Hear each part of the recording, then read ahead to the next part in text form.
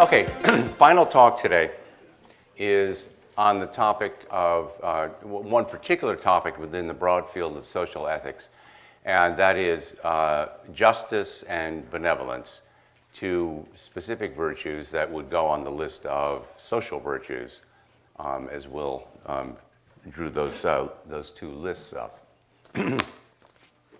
So I'm going to take those in turn. Justice. The ordinary conception of justice can be put in a number of very familiar phrases, many of them known from the early Greek philosophy and easily recognizable. Giving each person his due, treating people as they deserve to be treated. That's one common point. The idea of blind justice, you know, the woman with the blindfold holding the scales. The idea of judging without bias, judging in accordance with principle, treating like situations and like people in a like way. Judging people objectively, going by the facts without bias or prejudice. That's an aspect of the conception of blind justice. Webster's definition, for example, incorporates several of these themes. It's that, well, when it talks about prejudice as the opposite, the prejudgment, which really means non-just judgment, is an adverse opinion or leaning formed without just grounds or before sufficient knowledge. So all three of these formulations that I gave you, giving each person his due, judging like situations in the same way, judging without prejudice on the basis of facts. Objectivism accepts all of these. And in that way, and perhaps this is the particular virtue on which objectivism is closer to conventional morality and many historical ethical systems than any other virtue. But objectivism puts justice into the wider context of rationality. If we're going to live our lives successfully, we have to evaluate things as good or bad for us. Life is about pursuing values, so first we have to find out what values are, and we do that by a process of evaluation, estimating the value of this and that to us, positive or negative. And of course, that process of evaluation includes people. Evaluation is an exercise of reason, and as such, it's subject to all the elements of rationality that we've already talked about, such as objectivity, being objective, or integrating all the facts and seeking new facts when you need to get more information into the equation. It means evaluating those facts objectively by correct standards of values, correct principles, and applying those principles even-handedly, objectively. And then acting in accordance with whatever evaluation you come up with. So an objectivist definition of justice would be a commitment to evaluating other people objectively and acting accordingly. That definition names the element of rationality that underlies and explains those other conventional common formulations of justice. And so that makes it a good definition. But it also makes it clear that justice is a specific way of being rational. One other element I should bring in here, although it's not going to be the focus of my talk because it was already the focus of Alexander's, is that the fundamental principle of justice that defines what people deserve, how we should treat them, is defined by the Creator principle. We should treat people as independent trading partners and deal with them by mutual consent to mutual advantage.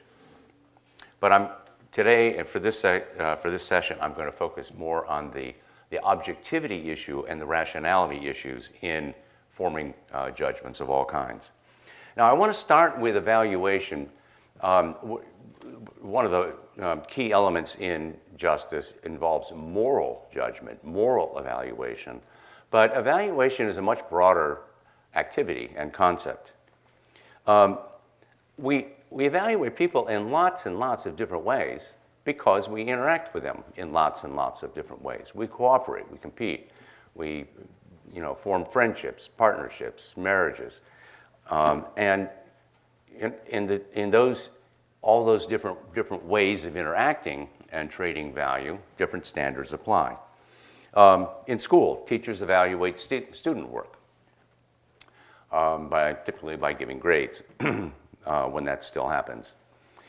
And of course, teachers should do so in a just manner. That is, they shouldn't give A's to their pets just because they're pets. They should be grading all students by the same common standards. And similarly, students evaluate teachers. And a good student, that is a student who's a good person, qua student, is someone who I'm talking here about college mainly, where you have a lot of choices. You evaluate teachers by what you expect to get from them, and not just because one's really good looking and whatever. Consumers evaluate products every day when any money comes out of your pocket or your purse. You are involved in evaluating whatever it is you're buying, and in this case, you're evaluating the worth of that product to you, so you're not actually evaluating a person, except by implication, you're evaluating the producer or retailer, but you are making evaluative choices. In work, any organization has to have some way of evaluating employee performance. And in most good organizations, employees have some mechanism for evaluative feedback about their bosses and managers.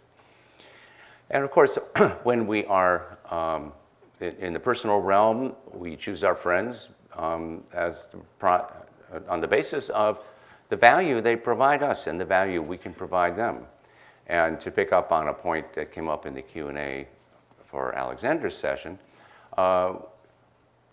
we spend our time, and our time is the currency we have. That's our life currency. We do spend more time with some people than with others, and that reflects a relative, difference in valuing. But presumably, we're doing that. We should be doing that on a rational way. So in all these different realms, evaluating objectively is an exercise of justice. It's really the only way to treat people fairly, to give each person his or her due. And that's important. On the positive side, we're seeking the best for ourselves, and we are rewarding the best in others. That makes for a better world. And on the negative side, evaluating people is important for protecting oneself. Non-objective evaluations in either realm, on either the positive evaluations of people that are distorted in some way, that are overinflated evaluations, or negative valuations that are just too de minimis in the case of a serious issue, or are overblown in the case of a minor issue. All these things distort reality. They distort our conception of the world that we're living in. And so it's just as important to be rational in our interactions with other people as it is to be rational in the middle of a steel mill where a misjudgment can bring a bucket of ore down on your head. Now, Will said at the earlier in the day that one of the ways in which we understand different virtues is in terms of what temptations that we're vulnerable to does the virtue help us resist and overcome. In the case of justice, one of them, and one of the worst violations of justice is envy, which Ayn Rand understood not just to mean admiring something else, admiring what someone else has that you would like, but wishing they didn't have it, desiring that others not have a good thing, even if it doesn't mean you will get it. That's the hatred of the good for being good. Admiring, especially when it takes the form of an envious attitude towards someone who's very intelligent or very beautiful or very successful. Another enemy of justice is egalitarianism. The idea that, well, we're all equal and you shouldn't judge. We shouldn't rank people. That's not fair. And which, of course, we see all the time. I mean, to the point where there's late-night comic parodies about, no more trophies or awards for sports in school, because everyone's special. Everyone's a winner. In political theories, political economic theories that emphasize egalitarianism, the consequences are much worse. That people are inherently being brought down by coercive means, and that is wildly unjust. Okay, so that's the broad framework. Evaluation as an exercise of our rational capacity in regard to other people. Now, let me turn to moral judgment, which is one particular form of that, pertaining to voluntary actions in relationship to moral principles. Now, a lot of the examples I gave a moment ago didn't involve moral principles per se. If you pay money to go see a star basketball player that you wouldn't pay to go see, say, me play basketball,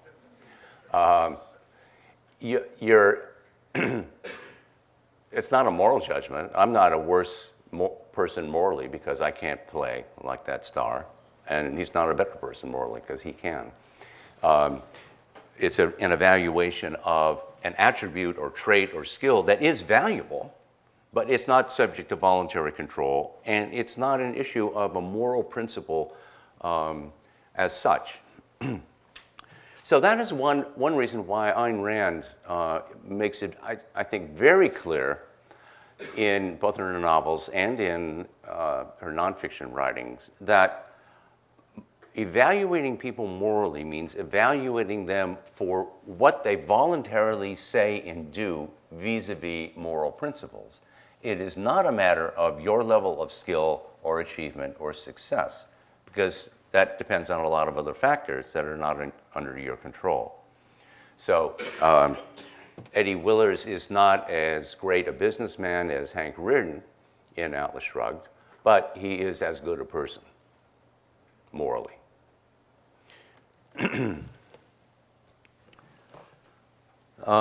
Okay, so, but we do judge people morally, and this is a very important aspect of justice in the objectivist framework. Now, I want to say up front that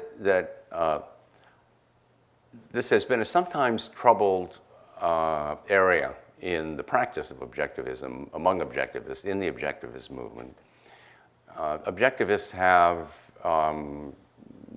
movement has had a somewhat unfortunate history of hanging judges who judge people extremely harshly and refuse to sanction them, sanction being a term I'll get to in a moment, for relatively small trespasses, or just for having a different judgment about, like, whether you buy a good that was made in China. So I've spent a little time, even though this is not particularly my field, I've spent a little time thinking about, all right, what are the standards? How do you judge people? And I want to just run through quickly a couple of levels. One is we make judgments about particular actions that people do. Like someone cheats on a test in school. Okay? Now that is wrong. That's morally wrong, and it's dishonest. It is itself an act of injustice toward the teacher in trying to gain a value that the student didn't earn, namely a higher grade. So it's definitely a moral wrong. But your judgment, to be objective, to be just, has to be based on facts. And first of all, on the fact, did this cheating actually occur? Or did I sort of see someone looking at their wrist and I don't like the person anyway, I think they're cheating? Or more serious cases, more serious examples, I can't think of one pertaining to cheating per se, but sometimes someone does something that looks pretty bad, but we don't know the full context. We don't know why they did it. And there may be something they know or some consideration that changes the situation. I mean, a trivial example is someone is meeting you for dinner and they're late and they're not showing up. Well, that punctuality is a virtue. It's not one of the major virtues, but it is an element in being responsible and being fair to people. And so you were ill-treated and rightly take some moral umbrage at that. But when you find out that your date broke her leg and in a car accident that also crushed her cell phone, your judgment is going to change somewhat. And even in a case where there's no exculpating circumstance that just changes the moral situation completely, there are still differences. Let me go back to the cheating example. One girl cheats because she's under intense pressure from her parents to get a decent grade.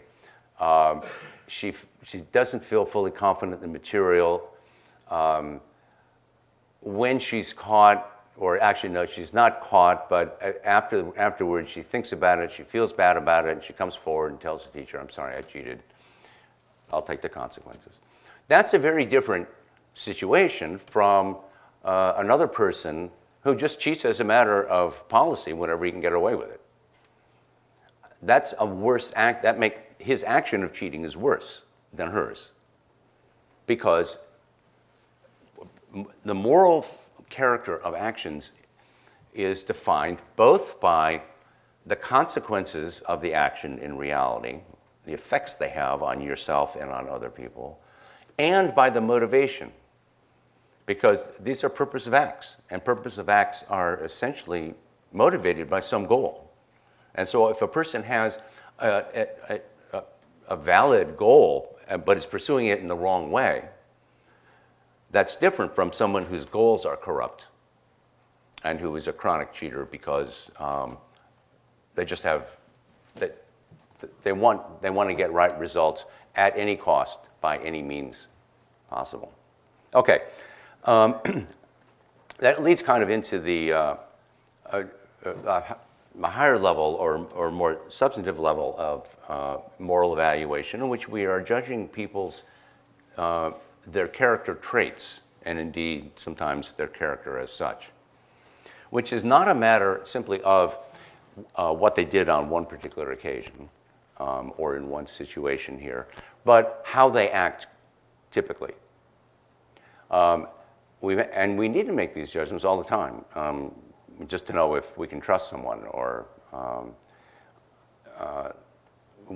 what risks we might be exposing ourselves to if we have one kind of relationship or another with a person. I mean, it's in our interest not only to practice the virtues ourselves, but to live in a world where others do too.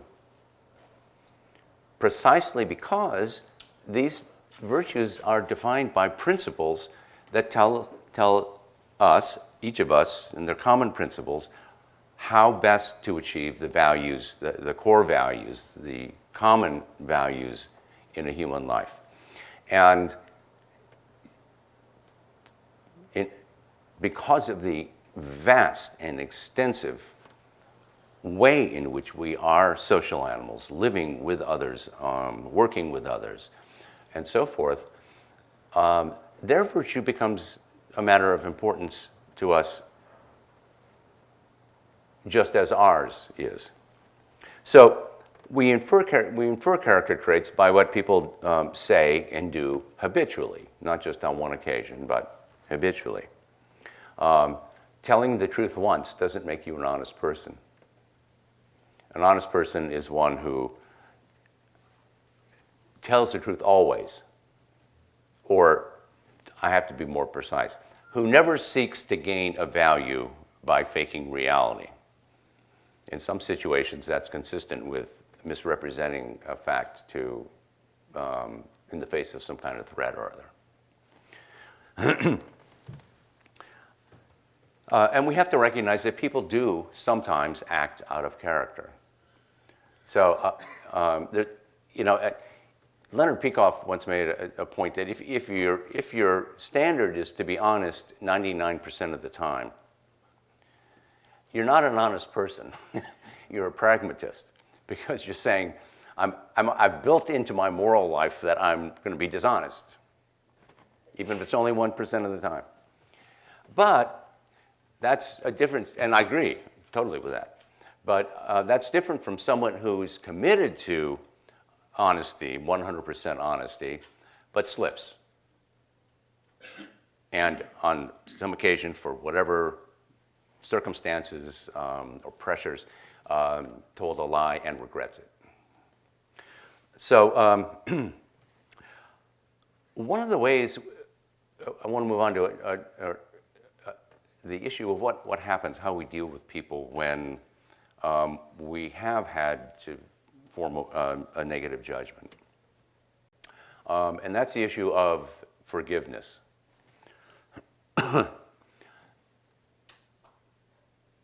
There's one of my favorite merchant slogans is a little placard you see on the counter. To err is human, to forgive is $20. It's a canceled check policy. And I always thought that was a deeply wise moral expression. But seriously, if forgiveness, which has been celebrated as a virtue in many religious and other moral systems, if it means ignoring the fact that some action was wrong, then it's really irrational. You're faking reality. Right? That's just evasion. Nevertheless, short of that, it is important, because people sometimes do act out of character, it is important, as the Christians themselves say, to distinguish the sinner from the sin. Condemn the sin, but don't necessarily, that's actually love the sinner. Condemn the sin, love the sinner. I wouldn't go that far. But make the distinction anyway. If a person compensates for the harm that was done by a wrong action, and if he indicates that he understands why it was wrong and takes steps to make it right and take steps to try to ensure it doesn't happen again, well, then we can reevaluate. There's a wonderful example in Atlas Shrugged of Hank Rearden. He's been saddled with this bureaucrat he calls the wet nurse. His name is Philip. Not Philip, it's a brother. What's the name of the wet nurse? He was Leonard in the movie, but that's... Tony, thank you. Tony, although he's a complete amoral pragmatist, just doing a bureaucratic job, there's something that fascinates him about Rearden, and something that bemuses Rearden about him. So he doesn't quite react the way a proud businessman you would expect to react to this bureaucrat who's just hanging around his neck, preventing him from doing what he knows is a good thing to do business-wise. So, but anyway, at some point Tony comes to him and asks him for a job because he has come around, a huge character change. He's come around to see that what Rearden is doing is right, and what his bosses, the bureaucrats in Washington, are doing is wrong. And Rearden, for reasons, Rearden says, I can't give you a job because they'd find out and it would be worse for you, believe me. And he ends up getting shot in a riot. It's a very tragic moment. That's the kind of thing that is possible. Maybe not all that frequent, but it's possible. And so that's the way I would frame the issue of forgiveness. And it almost always involves apologies, which I think are an important practice. And this is, again, somewhere where I feel on common ground with a lot of conventional morality. The point of an apology is not to grovel and declare how evil you are. The point of an apology is to convey to another person, to make objective to the person that you wronged, that you understand and that it was wrong. And that you take it seriously enough that you will take the initiative to do that. Okay, another aspect of justice in the face of morality, and especially moral wrongdoing, is the traditional issue of justice versus mercy. Again, we have the line from the New Testament, judge not that you be not judged, be merciful, turn the other cheek, etc., and etc. But the fact is that if a person has done something wrong, he's done something with consequences, destructive consequences, for himself and probably for others too. If we let him escape the consequences, someone else is going to pay. If he did it deliberately, he was being irrational. If we let him escape moral censure, we're suspending our own principles. We're effectively condoning such behavior, and we are demeaning those who live up to the relevant standards. And that perverts the moral reality that we want to live our lives in. And which leads me to ask, to the final aspect under moral judgment, why is it so important? I want to make 3 points, and they're all kind of partly implicit in what I've been saying. First of all, moral judgment is important for self-protection and for self-gain. You want to deal with good people, and you want to avoid bad ones. For the same reason you want to drive safe cars and avoid unsafe ones. It's just obvious. Secondly, rewarding the good and punishing the bad. Because we're social animals, obviously, although we have to, as agents, as moral agents, we're concerned only with guiding our own actions. But because so many of those actions involve other people, we have to be judges for all the reasons I've said. And conveying those judgments is part of what sustains a moral framework, a moral set of expectations in the social world that we inhabit. That is why objectivists put a lot of emphasis, and sometimes, sometimes too much, granted, but still it's important, that we don't sanction wrongdoing, and that we do reward, respect, praise, acknowledge the good. Because our actions, including the action of expressing and conveying moral judgments, helps shape the world we live in. And finally, moral judgment's important because if you're trying to live by standards as a moral agent, the clarity and reality of those standards to you really requires that you apply them equal-handedly to other people. If you let other people, if you don't apply your own strict standards, and if you say, okay, I'll live by my principles, but I'm not going to judge you. Well, you're, in a way, it's hard to express a little bit, but you are creating in your mind a model that, why do you accept the principles you do? Because if you're rational, certainly if you're an objectivist, it's because you think these are the right principles for human beings to live by. That's why I embrace them. But you're taking back that commitment in part if you don't apply them to other people. Okay, now I spent most of my time on justice, but I want to take the remainder of my time talking about benevolence. This is a virtue that Ayn Rand did not write about as a virtue, although there is much she said in her nonfiction works, and especially in her fiction, that deals with benevolence and paints a very positive portrait of many dimensions of benevolence. Benevolence means acting, the root concept is well-wishing, benevolence, wishing others well. And as I thought about it, and I developed these ideas in a book called Unrugged Individualism, The Selfish Basis of Benevolence. The way I think of benevolence is we gain so much from interacting with other people in terms of everything from the division of labor to romantic love.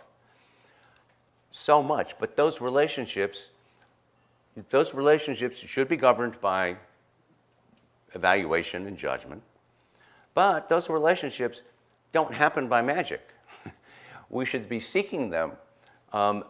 We should be seeking positive relationships, valuable relationships, in the same way and for the same reasons that we are productive in the material or other work-related realms. That's an important part of taking responsibility for your life. But to do that, requires a certain way of approaching people. It's not just the initiative of going to singles bars or whatever. It's interacting with people, especially from people you're just meeting all the way up through people you know a lot. Treating them, conveying your recognition of a couple of points. One is that they are independent beings, that they're living their own lives, and you don't expect them to give you something for nothing. You respect their independence. And so, think about the difference between someone who gets into a political argument and with someone who's politically is there a difference. There's a big difference between going into that to harangue someone and just wipe out his arguments and bring him down to the floor begging for mercy against these incredible argumentative weapons that you have unleashed on him. A difference between that and saying, oh, you believe that. Geez, why do you believe that? oh, I see a point, but there's, the thing I don't get is, you do it, I'm exaggerating the difference here, but no one is going to respond at least I can't say no one. The people you want to be connected with will not respond positively to bullying or in the attitude that you think they're idiots until they agree with you or do what you want. So that's respecting independence. That's another component of a benevolent practice and benevolent attitude toward people. And to bring out something I was just slightly alluded to, conveying that you don't expect there to be any conflict of interest.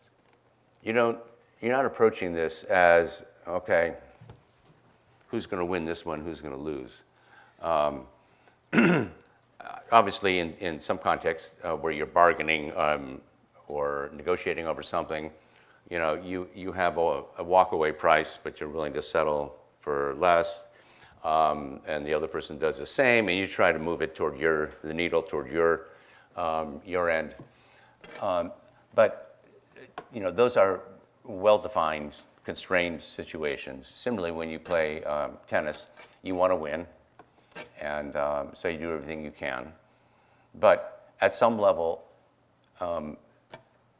playing tennis and playing with a person who can play a good game with you, maybe even teach you a little bit, is more important than winning.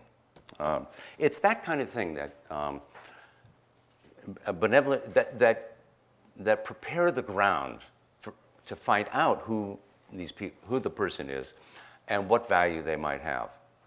And I think it takes a lot of initiative and a certain set of practices. I'll mention two things that I've talked about. One is simple civility. One of my favorite examples is something that we all learned probably at the dinner table at home. Please pass the salt. Why do you say please? It's very clear if you just say pass the salt. Everyone would understand what you meant. What does a please do? It says, it's really short for if you please. In French it would be s'il vous plaît. It's if you please. I'm asking you to do something that you don't have to do for me, but, and then I thank you for the same reason. Now, that's a particular custom that we have in our society and a lot of Western societies. It's not the custom that is a moral issue. It's that there be some way of acknowledging that our interactions should be voluntary and conveying our understanding and shared understanding that this is a voluntary arrangement. Okay, now I want to end on one aspect of benevolence that is often been hard and had been wielded as a club against objectivism, and that is generosity, such as giving to charities or helping people who are in trouble. Mainly what I'll have to do, because we're close to the end here, is refer you to my book where I have a long section on that. But I'll just mention one.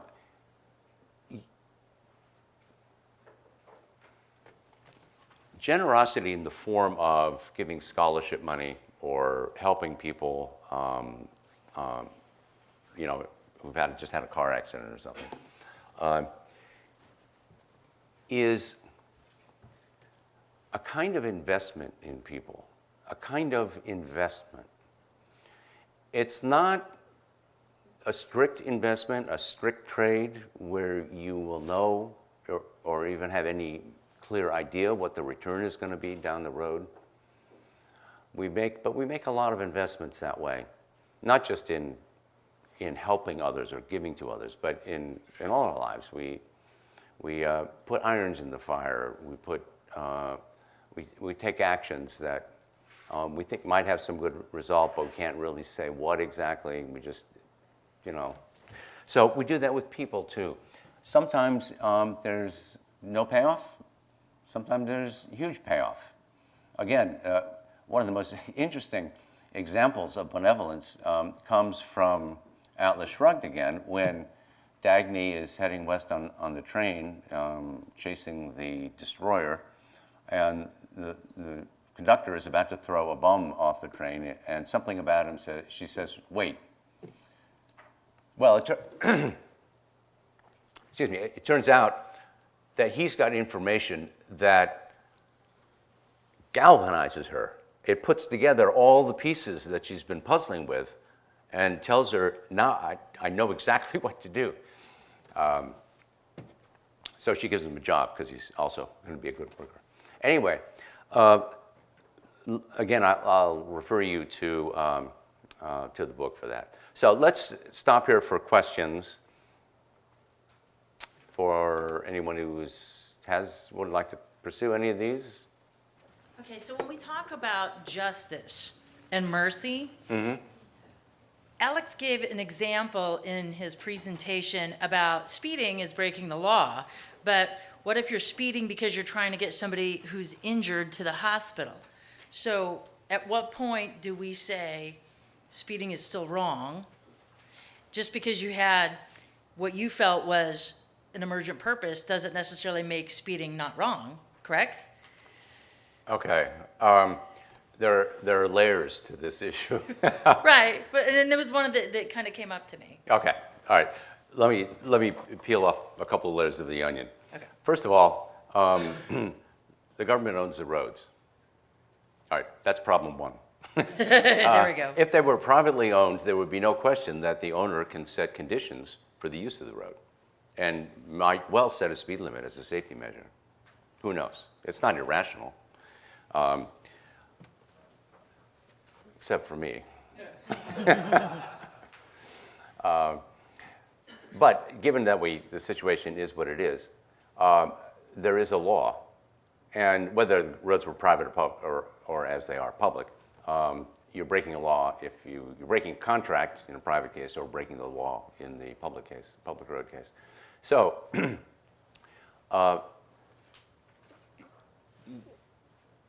I don't have a well-developed, detailed theory about cases of law breaking per se. If we were, the moral dimension of it is absolutely understandable. If someone's, the wife is, breaking water, having a baby, and we're rushing to the hospital, yeah, you should speed. I mean, it's best, within limits set by your sense of risk, but in terms of the law, when you break a law, I think the normal solution for cases where there is a very good motive for doing so is the judge should hold you guilty, but impose a light penalty for So is that where the mercy comes in? It's not mercy. It's rational judgment. It's not forgiving. It's forgiving a violation of a law, but mercy, I was talking only about mercy in a moral context where it is ignoring or discounting a moral wrong. Okay. Okay. I know the term is used in law, but Ray. I wanted to ask you a question about the virtue of benevolence as you understand it. There's the way that you've sort of laid it out, it's about a matter of sort of approaching and keeping your mind open to the development of relationships and taking some of the actions necessary to develop them. And most of the relationships that we have in our lives are at enough of a distance that captures most of what you do. But there are some relationships that are closer, like close friends and romantic relationships, where you're acting civilly and being open-minded and treating the person as a potential traitor is an important part of it, but you're also sort of developing a relationship and has so many more components to it. And I'm wondering whether you think of benevolence as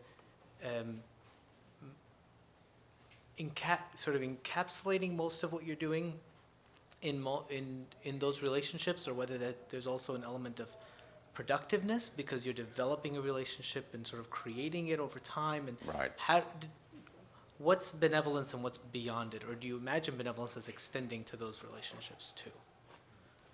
Okay. Or fully describing the action? Yeah, I need to think more about that. But I think even within a long-standing relationship, including, romantic relationships, benevolence continues to be an important practice, even though we're long past the point of, first laying eyes on him or her. Right. So, but it means being open to the further development, thinking about the further development. I mean, one of the things you hear from marital counselors and psychologists a lot is, particularly about men.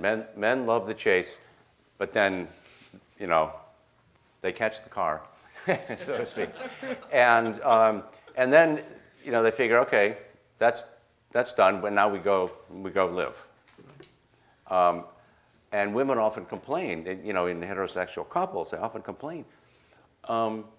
They're thinking about the relationship, and they're saying, I like it to grow, and you want it to. And I think that's my sense of what romance is all about and love is very much on that side of the equation. And that takes the same kind of initiative and openness.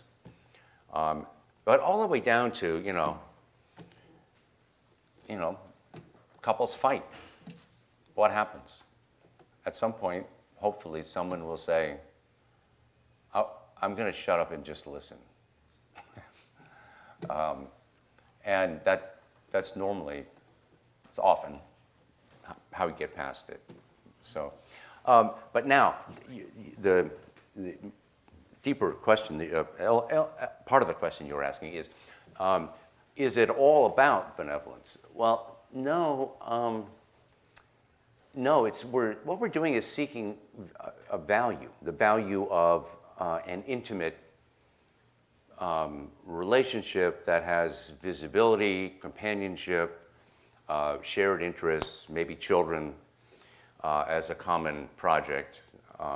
And those are all values that would normally involve all of your practices and principles and virtues, being rational, being productive, thinking about results, being responsible, honest, and so forth. So no, I wouldn't reduce it all to benevolence. Okay. You were talking earlier about forgiveness, and while you were talking, I came up with kind of really rough formulation of compensation and a sort of validation or acknowledgement of the wrong kind of leads to reevaluating like the relationship or the harm in this process of forgiveness. And I'm wondering, do we ever have an ethical obligation to forgive in light of the potential value in a relationship? Could we ever be ethically obligated to ourselves? Another interesting question. I'm always a little leery of the word obligation. Not because I don't equate obligation with duty. We do have obligations. But in this context, it is such a judgment call. Because you're weighing the value that you see in this person and that you want to have in the relationship. But the person, by doing this, has introduced a risk factor. And so now the value is less certain than it was before. And this is one of the real things about, at several points today, people have mentioned, the role of reputation. It's not because we're advocating a Peter Keating style way of living your life in accordance with what other people think. It's that to the extent that we deal with other people, their knowledge about us is an important instrument or means for us. So, and in this respect, trust it's very easy to lose. The common analogy is, a house can burn down in a couple of hours. Building it takes a long time. Same with trust. Losing someone's trust, all it takes is one, often. Rebuilding it is a tougher slog. Okay, I think we're done. Okay, or almost done. Yeah, all right, I just wanted to thank you, I'm sorry, well, let's talk later. I wanted to take a few minutes on behalf of Will and Alexander and myself to wrap things up here, and also on behalf of the Atlas Society, which of course is sponsoring this.